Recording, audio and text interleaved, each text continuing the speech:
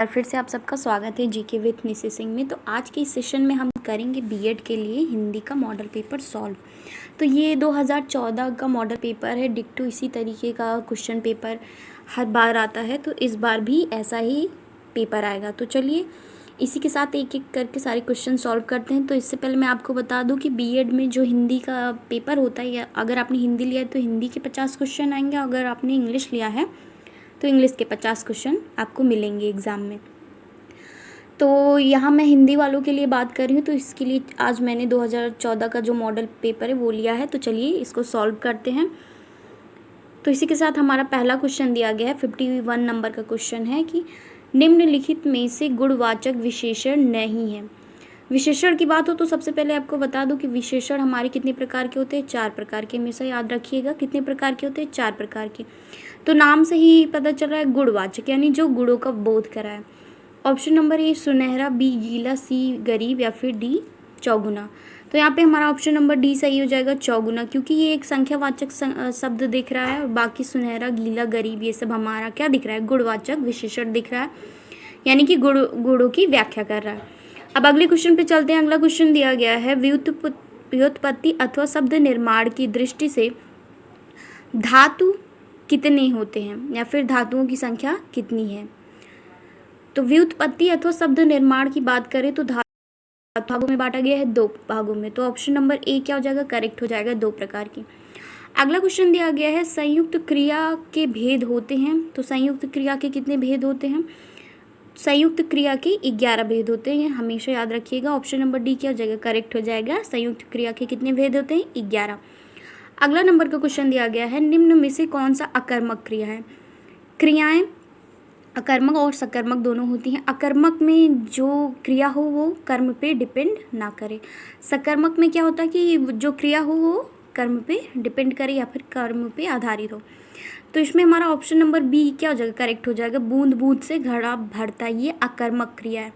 बाकी इन तीनों की बात करें, मैं घड़ा भरता हूँ, या फिर ऑप्शन नंबर सी वह अपना सिर खुजलाता है, ये चीज़ें तुम्हारा जी ललचाती, ये सभी हमारी क्या हो जाएगी, सकर्मक क्रिया के अंतर्गत आ जाएंगी। तो ऑप्शन नंबर बी यहाँ पे क्या हो जाएगा, करेक्ट हो जाएगा। अगला क्वेश्चन देखते हैं। अगला क्वेश्चन दिया गया है, 55 नंबर का क्वेश्चन है, अव्ययभाव समास क्या है। अव्ययभाव समास की बात करें तो अव्ययभाव समास क्या होता है, जिसमें पहला पद क्या हो, प्रधान हो। तो यहाँ पे ऑप्शन नंबर सी हमारा क्या हो जाएगा, करेक्ट हो जाएगा, दिनानुदिन। अव्ययभाव को पहचानने का एक और तरीका है, प्रथम पद प्रधान हो तो आप अव्ययभाव समझ सकते हैं, लेकिन अगर कोई एक ही चीज़ दो बार है तब भी वहाँ पे हमारा क्या होता है, अव्ययभाव समास होता है। जैसे दिनों दिन, रातों रात, ये सभी हाथों हाथ, ये सभी हमारे किस में आते हैं, अव्ययभाव समास के अंतर्गत आते हैं। तो 55 का ऑप्शन नंबर सी सही हो जाएगा। अब चलते हैं अगले क्वेश्चन की ओर। अगला क्वेश्चन दिया गया है, तत्पुरुष समास नहीं है। तो इसके लिए आपको ये पता होना चाहिए कि तत्पुरुष समास के अंतर्गत क्या आता है। तत्पुरुष समास क्या होते हैं, इनमें हमारा जो होता है मध्यम पद प्रधान होता है, प्रथम नहीं मध्यम पद प्रधान होता है। तत्पुरुष समास नहीं है। अगर 56 नंबर का क्वेश्चन देखें तो इसमें हमारा हो जाएगा नीलोत्पल। नीलोत्पल ये हमारा बहुब्रीहि समास के अंतर्गत आता है, अर्थात ऑप्शन नंबर बी क्या हो जाएगा, करेक्ट हो जाएगा। पुरुषोत्तम यानी पुरुषों में उत्तम, नरोत्तम यानी नरों में उत्तम, सर्वोत्तम मतलब सबसे अच्छा, ये सभी हमारी किसके अंतर्गत आ जाते हैं, तत्पुरुष समास के अंतर्गत आ जाते हैं, लेकिन ऑप्शन नंबर बी हमारा बहुब्रीहि समास के अंतर्गत आता है। अगला है वर्तनी सुधार की दृष्टि से शुद्ध शब्द है विदुषी। विदुषी किसे कहा जाता है, आपको पता है, ऐसी महिला जो बहुत ज़्यादा शिक्षित हो या फिर पढ़ी लिखी, उसको विदुषी कहा जाता है। इसमें पहले से ही टिक लगा है, तो ऑप्शन नंबर ए क्या हो जाएगा, करेक्ट हो जाएगा, विदुषी। विदुषी इस तरीके का लिखा जाता है, इसको अपने दिमाग में बिठा लीजिएगा। ओके, अब चलते हैं 58 नंबर के क्वेश्चन की ओर। 58 नंबर का क्वेश्चन दिया गया है, मैं यहाँ पे थोड़ा सा जूम कर देती हूँ, ये इस तरीके का, ताकि आपको सब दिखे। 58 नंबर का क्वेश्चन दिया गया है, प्रच्छन्न शब्द का विलोम क्या होता है। प्रच्छन्न शब्द का विलोम अगर हम देखें तो प्रतिपन्न हो जाता है, यानी ऑप्शन नंबर सी क्या हो जाता है, करेक्ट हो जाता है। अगला क्वेश्चन दिया गया है, आप देख रहे हैं व्याकरण के हर पार्ट से क्वेश्चन बनता है, तो व्याकरण का हर पार्ट आपको पढ़ना पड़ेगा। समास है, संधि है, विलोम, पर्यायवाची, वर्तनी सुधार, सब कुछ आपको तैयार करके ही पेपर में जाना है, ताकि आप सभी क्वेश्चन को क्या कर सके, अटेम्प्ट कर सके और आपका एग्ज़ाम अच्छा जाए। अगर वीडियो आपको अच्छी लगी तो वीडियो को लाइक शेयर ज़रूर करते रहा करिए।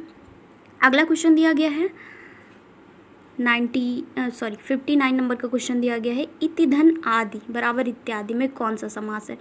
बहुत ही सिंपल है, अगर आपको समास की ट्रिक पता हो तो इसमें यड़ समास है, यड़ संधि है। कैसे पता चला, यदि या और बा के पहले कोई भी आधा वर्ड दिया हो तो उसमें हमेशा क्या होता है, यड़ संधि। या से यड़ और या वा, ये बहुत ही ईजी है, इसको हमेशा याद रखिएगा। तो यहाँ पे क्या हो जाएगी, यड़ संधि हो जाएगी, इति धन आदि इत्यादि। ओके, दीर्घ की बात करें तो आपको पता ही है, आ मिलके बड़ा बनता है, ई मिलके बड़ी बनती है, तो यहाँ पे दीर्घ संधि होता है। गुड़ पे बता दूं तो गुड़ पे छोटे ए और बड़े छोटे ओ की मात्रा अगर आपको कहीं भी मिले तो वो किस में आ जाता है, गुड़ संधि में। विसर्ग में आपको संधि विच्छेद करने पे विसर्ग मिलेगा, तो ये विसर्ग संधि में आता है। ओके, संधियों की बात करें तो संधि 3 प्रकार की होती है, स्वर संधि, विसर्ग संधि और व्यंजन संधि। स्वर्ग संधि के अंतर्गत भी 5 संधियाँ आती हैं। ओके, अगला क्वेश्चन देख लेते हैं। मैं ज़्यादा क्वेश्चनों को एक्सप्लेन नहीं करूँगी वरना वीडियो बहुत ज़्यादा लॉन्ग हो जाएगा और आई थिंक आप लोग बोर भी हो जाएंगे। अगला क्वेश्चन देखते हैं, गेह शब्द का पर्यायवाची। देखिए पर्यायवाची से भी क्वेश्चन बनता है, इस पे ऑप्शन पे टिक लगा है गृह। गृह, बहुत लोग गेह में गाय लगा देते हैं कन्फ्यूज़न की वजह से, लेकिन ये हमेशा याद रखिएगा गेह का गृह होता है। लास्ट तक का अगर वर्ड आप पकड़ लेते हैं हाँ, तब भी आप क्वेश्चन को आसानी से कर ले जाएंगे। ओके, मेरे ख्याल से पर्यायवाची और विलोम ऐसा एक पार्ट है व्याकरण का जिस पे लोग कम ही ध्यान देते हैं, लेकिन ये भी, इससे भी क्वेश्चन बनते हैं। आपको बता दूं, हर एक क्वेश्चन पे 2 नंबर हमारे फिक्स होते हैं, यानी एक क्वेश्चन सही करेंगे तो आपको 2 नंबर मिलेंगे। नेगेटिव मार्किंग भी होती है 0.75 के अकॉर्डिंग। अगला वर्ड देखते हैं, 61 नंबर का क्वेश्चन दिया गया है। 61 नंबर का क्वेश्चन दिया गया है, अलमारी कौन सा शब्द है। अलमारी की अगर बात करें तो अलमारी हमारा पुर्तगाली शब्द के अंतर्गत आ जाता है, यानी ऑप्शन नंबर बी क्या हो जाएगा, करेक्ट हो जाएगा। याद रखिएगा अलमारी किसके अंतर्गत आता है, पुर्तगाली शब्द के अंतर्गत आ जाता है। ओके, अब चलिए अगला क्वेश्चन देखते हैं। 62 नंबर का क्वेश्चन दिया गया है, सर्वनामिक विशेषण किस वाक्य में है। इससे पहले आपको पता होना चाहिए कि सर्वनामिक विशेषण किसे कहते हैं। अभी मैंने ऊपर आपको बताया था विशेषण कितने प्रकार के होते हैं, 4 प्रकार के होते हैं। सर्वनामिक विशेषण किसे कहते हैं, ऐसा विशेषण जिसमें संज्ञा से पहले क्या हो, सर्वनाम हो। ओके, विशेषण से पहले क्या हो, सर्वनाम हो। तो आपको यहाँ देखना है कि सर्वनाम कहाँ है। सर्वनाम आपको पता चल गया, वह, यानी ऑप्शन नंबर बी और सी आप में ने क्या देख लिया, सर्व से पहले क्या है, सर्वनाम दिया गया है। अब आपको पकड़ना है कि विशेषण कहाँ है, तो विशेषण है बहुत, तो वह बहुत होशियार लड़का, ये हमारा सर्वनामिक विशेषण। यहाँ पे ऑप्शन नंबर बी क्या हो जाएगा, करेक्ट हो जाएगा। ओके, अब चलते हैं 63 नंबर के क्वेश्चन की ओर। 63 नंबर का क्वेश्चन दिया गया है, किस वाक्य में सकर्मक क्रिया नहीं है। अभी मैंने बताया क्रिया अगर कर्म पे डिपेंड करे तो सकर्मक, अगर ना करे तो अकर्मक। तो पूछ रहा है सकर्मक क्रिया नहीं है। सीता भोजन बना रही है, टैगोर ने गीतांजलि लिखी, रमेश रोज पढ़ने जाता है, बच्चा फल तोड़ता है। अगर मैं गीता भोजन बना रही आपको मैं बताऊं तो भोजन बनाना ये जो पूरा प्रोसेस है किस पे डिपेंड कर रहा है, सीता पे, यानी कर्म यहाँ पे हो रहा है किसके द्वारा, कर्ता के द्वारा। टैगोर ने गीतांजलि लिखी गई है किसके द्वारा, टैगोर के द्वारा, यानी गीतांजलि का लिखना पूरा टैगोर पे डिपेंड कर रहा है। अगला अगर मैं देखूँ तो बच्चा फल तोड़ता है, यानी फल तो टूट रहा है लेकिन किसके कारण, बच्चे के कारण। तो यहाँ पे बच्चा हमारा क्या करता है, मेन रोल प्ले कर रहा है। लेकिन अगर ऑप्शन नंबर सी की बात करें जिसमें दिया गया रमेश रोज पढ़ने जाता है, रमेश पढ़ने जाता अगर होता तो ये हमारा सकर्मक हो जाता है, लेकिन रोज पढ़ने जाता है डैट मीन्स कि एक कंडीशन दी गई है कि रमेश क्या करता है, रोज पढ़ने जाता है। तो इसमें हमारा ऑप्शन नंबर सी क्या हो जाएगा, करेक्ट हो जाएगा। रमेश रोज पढ़ने जाता है, ये सकर्मक क्रिया के अंतर्गत नहीं आता, तो ऑप्शन नंबर सी क्या हो जाएगा, करेक्ट, रमेश रोज पढ़ने जाता है। चलिए अब अगला क्वेश्चन देख लेते हैं। स्लाइड को मैं थोड़ा छोटा कर लेती हूँ। ये रहा हमारा 64 नंबर का क्वेश्चन। 64 नंबर का क्वेश्चन हमारा दिया गया है, अत्यंत में कौन सा उपसर्ग है। उपसर्ग आप सबको पता है कहाँ लगता है, आगे लगता है। प्रत्यय की बात करें तो पीछे, पा से प्रत्यय, पा से पीछे, ऐसे भी आप याद रख सकते हैं। उपसर्ग कहाँ लगता है, आगे लगता है। अत्यंत में हमारा कौन सा उपसर्ग हो जाएगा, अत्यंत में हमारा अति हो जाएगा, यानी ऑप्शन नंबर बी क्या हो जाएगा, करेक्ट हो जाएगा। अत्यंत में हमारा अति उपसर्ग लगेगा। अगला क्वेश्चन दिया गया है नीरस में कौन सा समास है। नीरस की अगर बात करें तो नीरस में हमारा अव्ययीभाव समास हो जाएगा। कैसे? रस तो एक शब्द है, आपको पता है, लेकिन नीरस मतलब रस जिसमें रस ना हो, तो आगे का जो प्रथम पद है यानी नी, ये हमारा क्या कर रहा है, ये हमारा इंपॉर्टेंट रोल प्ले कर रहा है, यानी शब्द किस पे डिपेंड है, नी पे। अव्ययीभाव समास मैंने आपको बताया कैसा होता है, जिसमें पहला पद प्रधान हो। बहुब्री की बात करें तो इसमें पहला दूसरा प्रधान नहीं होता, इसमें कोई तीसरा पद प्रधान होता है। द्वंद्व की बात करें तो इसमें दोनों पद क्या होते हैं, प्रधान। 66 नंबर का क्वेश्चन देख लेते हैं। 66 नंबर का क्वेश्चन क्या कह रहा है, निम्न में से भ्रमर का पर्यायवाची नहीं है। भ्रमर का पर्यायवाची कौन सा नहीं है? तो ऑप्शन नंबर ए यहाँ पे ऑलरेडी टिक लगा है, तो अली। अली यहाँ पे क्या हो जाएगा, भ्रमर का पर्यायवाची नहीं होगा। ओके, अब चलते हैं अगले क्वेश्चन की ओर। अगला क्वेश्चन दिया गया है क्रोध शब्द का पर्यायवाची है। क्रोध का पर्यायवाची बोल रहा है, तो अमत से यहाँ पे क्या हो जाएगा, ऑप्शन नंबर बी क्या हो जाएगा, करेक्ट हो जाएगा, क्रोध का पर्यायवाची शब्द। अगले क्वेश्चन पे चलते हैं। 68 नंबर का क्वेश्चन दिया गया है, निम्न में से नीरज और निरुज शब्द का सही अर्थ भेद हमें क्या करना है, बताना है। नीरज और नीरज, निरुज। नीरज का एक मतलब तो आप सबको पता ही होगा कि क्या होता है, कमल होता है। तो नीरज का एक मतलब कमल होता है, लेकिन निरुज यहाँ पे क्या है, भिन्न दिया गया है। निरुज का क्या मतलब होता है, निरुज का अर्थ होता है रोग रहित, यानी जिसपे रोग ना हो, निरुज। तो ऑप्शन नंबर ए क्या हो जाएगा, करेक्ट हो जाएगा, कमल और रोग रहित। नीरज और निरुज का सही शब्दों का मेल हो जाएगा, ऑप्शन नंबर ए क्या हो जाएगा, यहाँ पे करेक्ट हो जाएगा।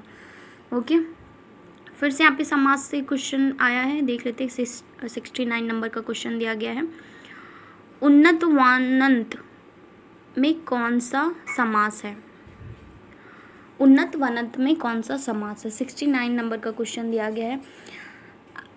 अव्ययभाव तो हो नहीं सकता क्योंकि इसमें प्रथम पद हमारा प्रधान नहीं है। बहुब्री भी नहीं होगा क्योंकि इसका कोई तीसरा अर्थ नहीं निकल के आ रहा है।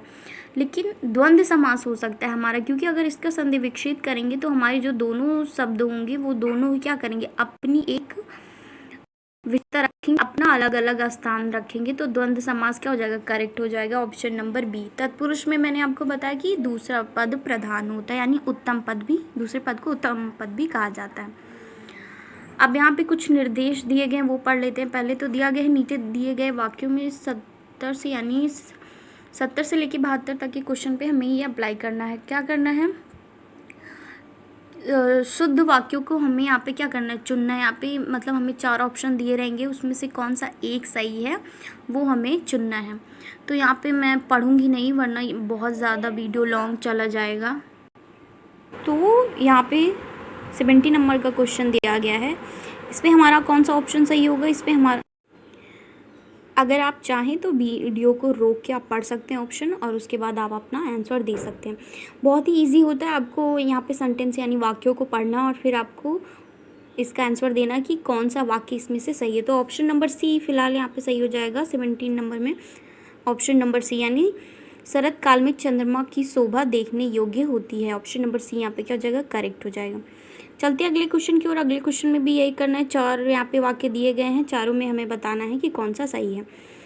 तो अगर 71 नंबर के क्वेश्चन की बात करें तो यहाँ पे ऑप्शन नंबर बी क्या हो जाएगा, करेक्ट हो जाएगा। या आंखों देखी घटना है, ये वाक्य सही हो जाएगा। या आंखों से देखी घटना, अगर पहले वाक्य की बात करें तो ये हमारा सही नहीं होगा, क्योंकि अगर कोई चीज़ देखी जा रही तो वो आंखों से ही देखी जाएगी। तो से का यहाँ पे क्या कह रहा है, कंडीशन बता रहा है कि आँख से ही देखिए, तो ऑब्वियसली आँख से ही देखा जाता है, तो से की कोई ज़रूरत नहीं थी। तो इस वाक्य में ये यहाँ पे गलत हो जाएगा। ओके, 72 नंबर का क्वेश्चन देखते। 72 नंबर का क्वेश्चन दिया गया है, दही खट्टी है, बी दिया गया है दही खट्टा है, सी दिया गया दही खटास है, या फिर डी दिया गया है दही खटाई है।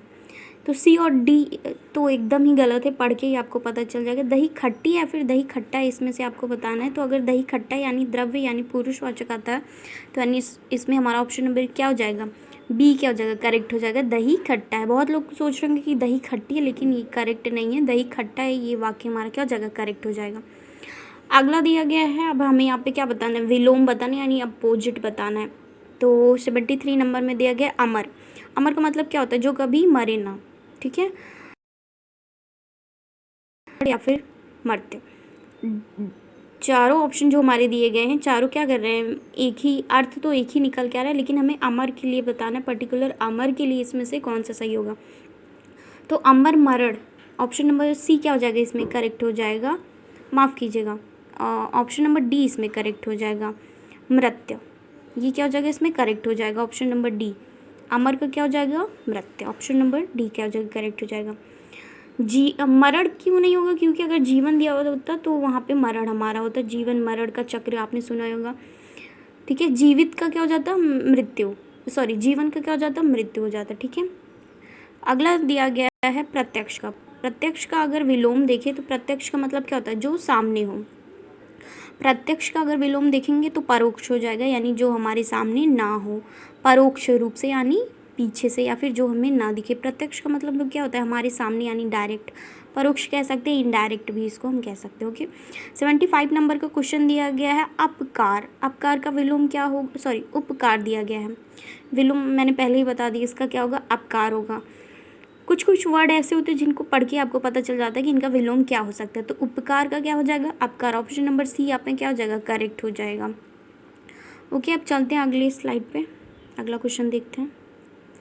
तो ये रहा 76 नंबर का क्वेश्चन, आविर्भाव। इसमें भी हमें क्या बताना है, विलोम बताना है इसका। अगर आविर्भाव के विलोम की बात करें, 76 नंबर का क्वेश्चन है, तो इसका हमारा विलोम हो जाएगा तिरोभाव, यानी ऑप्शन नंबर डी क्या हो जाएगा, करेक्ट हो जाएगा। ऑप्शन नंबर डी इसमें क्या हो जाएगा, करेक्ट हो जाएगा। अब अगला देखते हैं, अगले में दिया गया है हमें क्या करना है, रिक्त स्थान की पूर्ति करनी है। ऐसा ही पैटर्न सेम आपके एग्जाम में आएगा, तो कहीं भी ये मत सोचिएगा कि ये ऐसे नहीं आएगा, ऐसा ही पैटर्न आएगा। अगर आपको विश्वास ना हो तो एग्ज़ाम देने के बाद मेक श्योर आपको विश्वास हो ही जाएगा। ओके, 77 नंबर का क्वेश्चन क्या दिया गया, 77 नंबर का क्वेश्चन दिया गया है, जिसे उचित स्तर सूझ जाए वा, जिसे उचित स्तर सूझ जाए वा क्या कहलाता है। 77 नंबर का क्वेश्चन है, ऑप्शन इसका आंसर दीजिएगा। तो यहाँ पे हमारा ऑप्शन नंबर 20 में क्या हो जाएगा, करेक्ट हो जाएगा, प्रत्युत मति, ऑप्शन नंबर बी क्या हो जाएगा, करेक्ट हो जाएगा। अगला क्वेश्चन दिया गया है, महात्मा बुद्ध करुणा के साक्षात क्या थे, रूप हो सकता है, या फिर अपिग्रह, अनुग्रह, विग्रह, या फिर परिग्रह थे। 78 नंबर में क्या सही हो जाएगा, विग्रह, यानी साक्षात उसके क्या थे, विग्रह थे, या फिर उसके रूप थे। अगला क्वेश्चन दिया गया है, उस स्त्री के से सभी का हृदय द्रवित हो गया। उस स्त्री की क्या है, अगर आप पूरा सेंटेंस बनाएं तो उसमें निकल के आ रहा है उस स्त्री के विलाप के से, यानी उस स्त्री के रोने से। तो ऑप्शन नंबर डी क्या हो जाएगा, करेक्ट हो जाएगा। उस स्त्री के विलाप ने सभी का हृदय क्या कर दिया, द्रवित कर दिया। अगला देखेंगे, 80 नंबर का क्वेश्चन दिया गया है। 80 नंबर का क्वेश्चन दिया गया है, हमारा देश धीरे धीरे आत्मनिर्भरता की ओर बढ़ रहा है। आत्मनिर्भरता की ओर बढ़ रहा है, और नहीं होगा यहाँ पे, आत्मनिर्भरता की क्या उद्देश्य की ओर बढ़ रहा है, मकसद की, लक्ष्य की। तो यहाँ पे हमारा ऑप्शन नंबर क्या हो जाएगा, 80 का करेक्ट हो जाएगा, सी, लक्ष्य की ओर बढ़ रहा है। क्योंकि हम जब हमारा कोई ऑब्जेक्ट होता है, कोई एम होता है, उसी की तरफ हम बढ़ते हैं, तो लक्ष्य यहाँ पे क्या हो जाएगा, करेक्ट हो जाएगा, ऑप्शन नंबर सी। 81 नंबर का क्वेश्चन है, आप पधारिए और ग्रहण कीजिए। तो ये तो ऐसे ही पता है, आप पधारिए और आसन ग्रहण कीजिए, यानी बैठिए या फिर आसन को क्या कीजिए, ग्रहण कीजिए। तो 81 में डी ऑप्शन क्या हो जाएगा, सही हो जाएगा, आसन ग्रहण करिए। ओके, अब फिर से यहाँ से संधि विक्षेप से क्वेश्चन आ गया। संधि मैंने आपको बताया था कितने प्रकार की होती है, 3 प्रकार की होती है, स्वर, व्यंजन और विसर्ग संधि। तो इसमें से पूछ रहा है संधि विक्षेप पूछ रहा है किसका, पवन का। पवन मैं बता दूं अयादी संधि में आता है, अयादी स्वर संधि में आता है, यानी स्वर संधि के अंतर्गत आता है। अगर पवन का यहाँ पे हम संधि विच्छेद करें तो हो जाएगा पोधन अना। ये बहुत ही इंपॉर्टेंट है, लगभग एग्जाम में पवन का संधि विच्छेद पूछा जाता है। तो पोधन अना क्या हो जाएगा, पवन। कौन सी संधि है, अयादी स्वर संधि, ये भी याद रखिएगा। अगला क्वेश्चन देख लेते हैं, 83 नंबर का क्वेश्चन है, परंतु में कौन सी संधि है। 83 नंबर का क्वेश्चन है परंतु। परंतु में अगर देखें तो हमारा परम धन तू, यानी ऑप्शन नंबर बी क्या हो जाएगा, करेक्ट हो जाएगा। परंतु में कौन सी संधि है, परम धन तू, परंतु। ओके, 84 नंबर का क्वेश्चन दिया गया है, निरंतर में कौन सी संधि है। 84 नंबर का क्वेश्चन क्या कह रहा है, निरंतर में कौन सी संधि है। निरंतर में अगर संधि की बात करें 84 नंबर का क्वेश्चन, तो निरंतर में हमारा निह धन अंतर, यानी इसमें क्या लगेगा, विसर्ग लगेगा, विसर्ग संधि है। कौन सी संधि है, ये भी जान लीजिए, विसर्ग संधि है। तो ऑप्शन नंबर सी क्या हो जाएगा, करेक्ट हो जाएगा 84 का। अगला क्वेश्चन देख लेते हैं। अगला क्वेश्चन दिया गया है, इनमें से कौन सा स्त्रीलिंग है। स्त्रीलिंग पुल्लिंग और ये बहुत ही पूछता है। स्त्रीलिंग की बात करें तो देखिए बहुत सारे लोग इसमें ग्रंथ सूची को देख के क्या करेंगे, ऑप्शन नंबर सी यहाँ पे करेक्ट करेंगे, लेकिन यही सही भी है। बहुत से लोग देवी रूप में भी कंफ्यूज होंगे, क्योंकि देवी रूप तो किसी स्त्री का ही हो सकता है, लेकिन यहाँ पे सूची आपको यहाँ पे देखना है, सूची पत्र ये सब किस में आते हैं, स्त्रीलिंग में आते हैं। तो ऑप्शन नंबर सी क्या हो जाएगा, करेक्ट हो जाएगा, ग्रंथ सूची। देवी रूप से आप कंफ्यूज मत होइएगा, ये स्त्रीलिंग में नहीं आता है। ग्रंथ सूची यहाँ पे हमारा क्या हो जाएगा, करेक्ट हो जाएगा, जो कि हमारे किस में आता है, स्त्रीलिंग में आता है। तो ऑप्शन नंबर सी क्या हो जाएगा, करेक्ट हो जाएगा। अगला क्वेश्चन देखते हैं 86 नंबर का। इसमें कुछ निर्देशांक दिए गए हैं, क्या दिए गए हैं चलिए पढ़ लेते हैं उनको। तो निर्देश के प्रश्नों को शुद्ध शब्द का चयन कीजिए। वर्तनी सुधार करनी है, यहाँ पे हमें 4 दिए गए हैं, चारों में हमें बताना कि कौन सा सही लिखा गया है। ओके, 86 नंबर का क्वेश्चन है। तो अनाधिकार, अनाधिकार देखते ही पता चल रहा है कि ऑप्शन नंबर 20 में हमारा क्या हो जाएगा, करेक्ट हो जाएगा। अनाधन अधिकार, अगर संधि विच्छेद करेंगे तो आ क्या हो जाएंगे, हमारे अलग हो जाएंगे, अनाधन अधिकार अनाधिकार। ऑप्शन नंबर बी क्या हो जाएगा, इसमें करेक्ट हो जाएगा। 87 नंबर का क्वेश्चन है, अनुसरण बताना है हमें कि कौन सा करेक्ट है। 87 नंबर, तो पहले ही पढ़ते पता चल गया कि हमारा पहला क्या है, सही है, अनुसरण। देखिए वर्तनी आप कब सुधार कर पाएंगे, जब आपको प्रैक्टिस हो, आपने उस वर्ड को पहले कहीं देखा, उस शब्द को पहले कहीं देखा हो या फिर पढ़ा हो, तभी आप इसका सुधार कर पाएंगे। क्योंकि अगर आप उच्चारण रहेंगे तो लगभग 1 या 2 तो सेम उच्चारण ही होता है, तो उच्चारण से आप नहीं कर पाएंगे। कुछ लोग कहते हैं कि हम उच्चारण से कर लेंगे, लेकिन ये पॉसिबल नहीं है। तो इसके लिए आपको प्रैक्टिस करना बहुत ज़रूरी है, क्योंकि पता ही होगा practice make man perfect. Okay, अगला क्वेश्चन दिया है 88 नंबर का क्वेश्चन है, सांप मरे और लाठी न टूटे। मुहावरे दिए गए हैं, मैंने आपको पहले बताया था कि व्याकरण हिंदी ग्रामर का जो हर पार्ट से यहाँ पे क्वेश्चन बनते हैं, तो हर पार्ट पे आपको ध्यान देना। ये नहीं कि चलो ये छोड़ दे रहे ये वाला कर ले रहा हूँ, नहीं, हर पार्ट आपको पढ़ना है, हर पार्ट की जानकारी आपको होनी ज़रूरी है। सांप मरे और लाठी भी न टूटे, इसका क्या मतलब होता है, सिंपली हम कह सकते हैं, हम बहुत बार इसका यूज़ भी करते हैं कि नुकसान काम भी बन जाए और नुकसान भी ना हो, यानी ऑप्शन नंबर सी यहाँ पे क्या हो जाएगा, करेक्ट हो जाएगा। सांप भी मरे और लाठी भी न टूटे, डैट मीन्स कि हमारा काम भी हो गया, हमारी चीज़ भी नहीं खराब हुई, यानी काम भी हो जाए हमारा नुकसान भी ना हो। 88 नंबर का, तो ऑप्शन नंबर सी क्या हो जाएगा, करेक्ट हो जाएगा। चलते हैं अगले क्वेश्चन की ओर मूव करते हैं। ओके, अगला क्वेश्चन दिया गया है 89 नंबर का क्वेश्चन है, थाली का बैगन होना। थाली का बैगन होने से क्या मतलब है, थाली का बैगन होना मतलब कहीं भी, इधर उधर भी, कहीं भी चले जाना। कहते नहीं कि तुम कैसे हो, तुम थाली के बैगन जैसे, तुम्हारी कोई कंडीशन फिक्स नहीं है कि तुम यहाँ रहोगे, तो मतलब कोई निश्चित विचार ना होना है, मतलब कहीं भी थाली का बैगन ही है, कहीं भी चला जा रहा है। तो ऑप्शन नंबर डी क्या हो जाएगा, करेक्ट हो जाएगा। थाली का बैगन का क्या हो जाएगा, कोई निश्चित विचार ना होना, ठीक है। तो आप मत बनिएगा थाली के बैगन, आपका निश्चित विचार होना चाहिए कि आपको बीएड निकालना ही है। ओके, एक सीट आपकी होनी ही चाहिए। अगला क्वेश्चन देख लेते हैं। अगला क्वेश्चन क्या कह रहा है, काठ होना। काठ होना का क्या मतलब होता है, काठ होना का मतलब होता है एकदम दृढ़ हो जाना, एकदम कहते हैं ना कि एकदम काठ ही हो गया, ये खबर सुनते ही वो व्यक्ति एकदम काठ ही हो गया, तो क्या होता है, सचेत होना। ऑप्शन नंबर क्या हो जाता है, ए करेक्ट हो जाएगा 90 का, सचेत होना, काठ होना।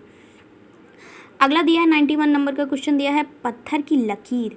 पत्थर की लकीर का क्या यहाँ पे हो जाएगा 91 नंबर का, कहते नहीं कि ये मेरी बात एकदम पत्थर की लकीर है, इसको तुम पार नहीं कर सकते। तो क्या होता है, दृढ़ रहना, यानी अपनी बात पे या फिर अपने काम पे क्या दृढ़ रहना। जिस तरह पत्थर की लकीर होती क्या होती है, उसको हम मिटा नहीं सकते, तो क्या होती है, दृढ़ रहती है। तो ऑप्शन नंबर ए क्या जगह करेक्ट हो जाएगा।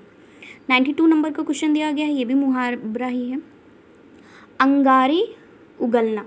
अंगारे उगलना का क्या मतलब होता है, तो अंगारे हम कब उबलते हैं, जब हम बहुत ज़्यादा गुस्से में होते हैं, तो किसी को कुछ भी कह देते हैं, तो क्या हो जाएगा, क्रोध में आकर कठोर शब्द कहना, अंगारे उगलना। ये नहीं कि आग किसी के ऊपर फेंकना, आग फेंकना, लेकिन कहाँ से, अपने मुंह से ऐसे कठोर शब्द बोलना, कहते नहीं जो तीर न भेद पाए वो हमारी क्या करते हैं, वे हमारी बोली क्या करती है, भेद देती है। तो कठोर शब्द बोलना कब, क्रोध में आके। तो ऑप्शन नंबर क्या हो जाएगा, ए क्या जगह करेक्ट हो जाएगा। ओके, अब देखते हैं 93 का क्या दिया गया है, विशेष शब्द है। विशेष क्या होता है, विशेषण पता है ना, विशेषण क्या करता है, किसी चीज़ की विशेषता बताता है, तो क्या कहलाता है, विशेषण कहलाता है। तो विशेष क्या है 93 में पूछ रहा है, विशिष्टवाद जिसकी विशेषता बताई जाए, ठीक है। तो यहाँ पे हमारा ऑप्शन नंबर डी क्या जगह करेक्ट हो जाएगा। विशेष एक तरह का आप समझ सकते हैं कि संज्ञा भी होती है, ठीक है। तो राम सीता यहाँ पे क्या हो जाएंगे, विशेष हो जाएंगे। ऑप्शन नंबर डी क्या हो जाएगा, करेक्ट हो जाएगा। अगला क्वेश्चन देखते हैं, 94 नंबर का क्वेश्चन है, निम्नलिखित में से विशेष और विशेषण युग्मों का गलत जोड़ा है, मतलब इन चारों में से कोई एक ऐसा दिया है जिसका जोड़ा क्या है, गलत है। तो पहले हम देख लेते हैं कि विशेष क्या होता है। अब पहले तो हम देख लेते हैं कि सर्व या सुलभ, ठीक है। ताजी रोटी, रोटी ये भी सही है। भाव विला ये भी हमारा सही, लेकिन कर्मनिष्ठ, कर्मनिष्ठ में क्या दिया गया, ये हमारा बस विशेषण और अविशेषित, तो यहाँ पे कुछ दिया नहीं गया है। तो ऑप्शन नंबर सी क्या हो जाएगा, करेक्ट हो जाएगा। ये युग्म हमारा क्या है, गलत है। पहली बात तो ये युग्म ही नहीं है, ये किस एक पर्टिकुलर एक शब्द दिया गया है, कर्मनिष्ठ, ठीक है। तो 94 का ऑप्शन नंबर सी क्या हो जाएगा, करेक्ट हो जाएगा। अगला 95 पे चलते हैं। मैं काफ़ी तेज़ चल रही हूँ क्योंकि मुझे पता है कि बहुत सारे क्वेश्चन करवाने हैं, वीडियो बहुत लेंदी हो जाएगी, इसलिए मैं सोच रही हूँ कि आपका प्रैक्टिस हो जाए। आप क्योंकि ऐसा होता नहीं कि 3-4 साल पहले का पेपर सॉल्व कर लो तो उसमें से कम 20 या 30 क्वेश्चन तो आपके फंस ही जाएंगे, ये एकदम एग्जैक्ट श्योर है। 30 में ज़्यादा बोल रही हूँ, 20 तो फिक्स ही है कि 15-20 तो आपके फंस ही जाएंगे। अगर मैं 2014 से कराना मैंने स्टार्ट किया तो 15, 16, 17, 18 फिर अभी बहुत आगे जाना है। आई होप कि ये आपके लिए बहुत ज़्यादा हेल्पफुल रहेगा।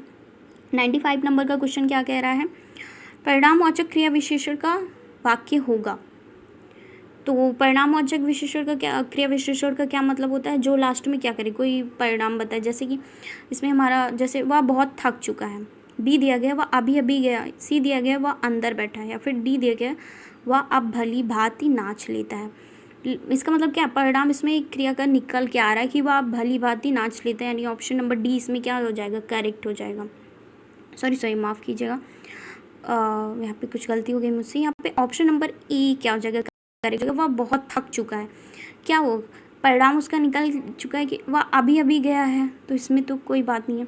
वह अंदर बैठा है लेकिन वह बहुत थक गया, मतलब थक तो गया लेकिन बहुत ज़्यादा थक गया, यानी क्या हुआ, इसकी परिणामवाचक है कि वह बहुत ज़्यादा थक गया है। कहते नहीं कि मैंने बहुत मेहनत की, उसका परिणाम ये है कि मैं बहुत ज़्यादा थक गया। तो ये कौन सा है, ऑप्शन नंबर ए क्या हो जाएगा, करेक्ट हो जाएगा। अगला क्वेश्चन देखते हैं, ऋषि शब्द से विशेषण पद क्या बनेगा। ये क्वेश्चन मैंने देखा है, बहुत बार रिपीट किया गया है, तो इम्पॉर्टेंट लगा लीजिएगा। ऋषि शब्द से संज्ञा शब्द से कौन सा विशेषण बनेगा। बहुत सारे लोग इसमें ऋषि तुल्य लगा देते हैं, लेकिन इसमें हमारा आर्ट्स हो जाएगा, यानी ऑप्शन नंबर ए क्या हो जाएगा, करेक्ट हो जाएगा, आर्ट्स, ठीक है। ऋषि तुल्य इसमें नहीं होगा। अगला क्वेश्चन दिया गया है 97 नंबर का क्वेश्चन है, व्याकरण की दृष्टि से कौन सा शब्द विशेषण नहीं है।